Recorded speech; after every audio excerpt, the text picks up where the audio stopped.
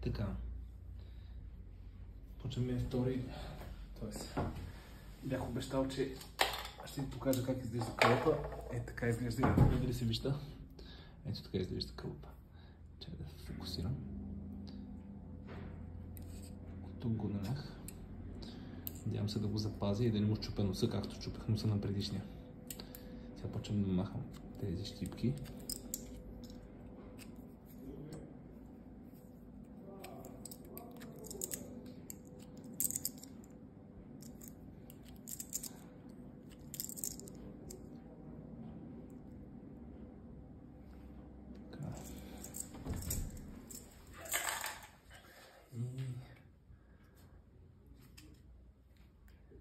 Просто откъде да започна.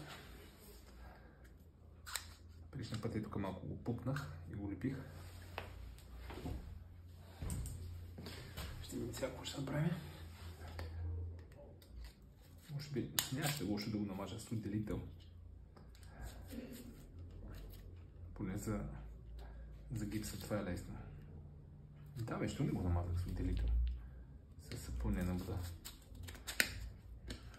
Вече е късно, а? Добре, задния капак си замина. Сега е този. И... видим дали този път е... пак съм му... Преди да го пръсна, да му падне носа. Някъде запецва това. Сигурно ще му щупя носа.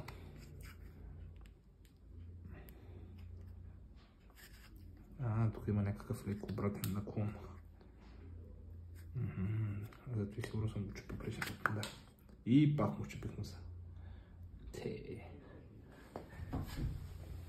Не е бил описан. Но ето му носа все пак. На сфинкса.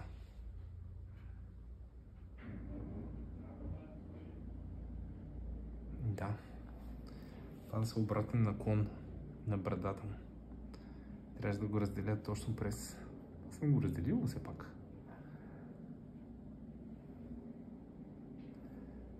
Както и да е. Може пък на третия път да стане. Значи къде опира? Я да видим.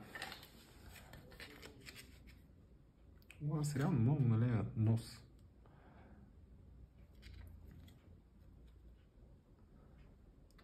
Да, към бърдичката му малко запецва.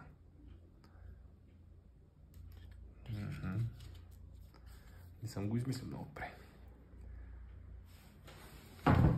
Но реално, ето къде му липсва носа.